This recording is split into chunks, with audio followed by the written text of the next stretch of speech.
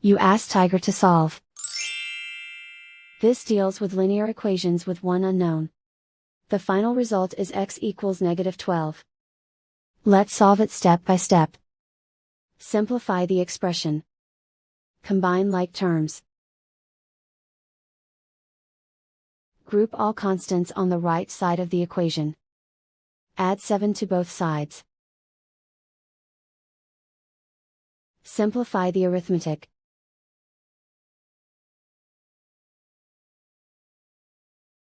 Convert the x into a positive number.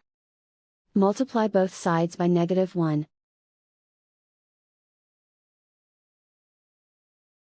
Remove the ones. Simplify the arithmetic. And so the final result is x equals -12.